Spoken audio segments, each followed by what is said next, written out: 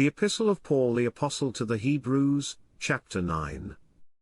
Reading from the King James Version of the Bible. Then verily the first covenant had also ordinances of divine service, and a worldly sanctuary.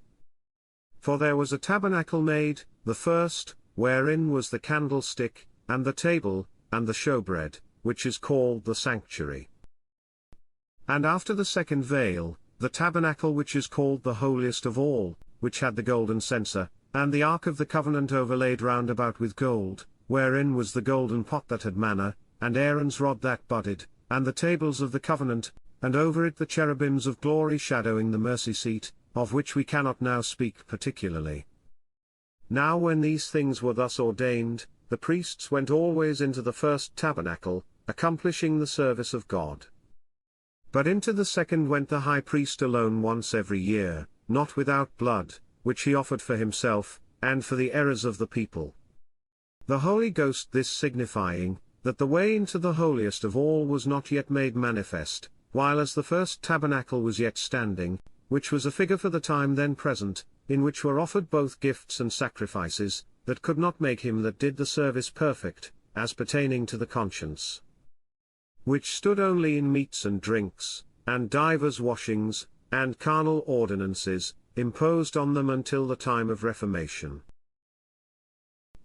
But Christ being come an high priest of good things to come, by a greater and more perfect tabernacle, not made with hands, that is to say, not of this building, neither by the blood of goats and calves, but by his own blood he entered in once into the holy place, having obtained eternal redemption for us. For if the blood of bulls and of goats, and the ashes of an heifer sprinkling the unclean, sanctifieth to the purifying of the flesh, how much more shall the blood of Christ, who through the eternal Spirit offered himself without spot to God, purge your conscience from dead works to serve the living God.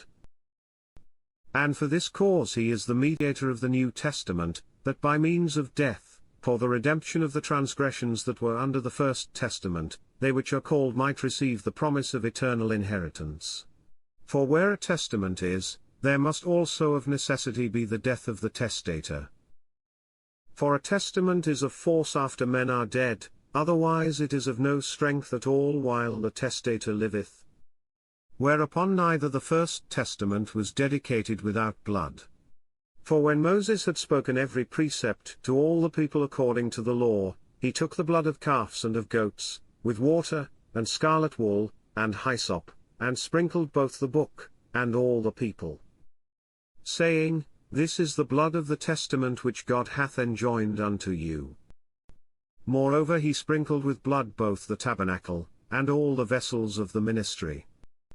And almost all things are by the law purged with blood, and without shedding of blood is no remission. It was therefore necessary that the patterns of things in the heavens should be purified with these, but the heavenly things themselves with better sacrifices than these.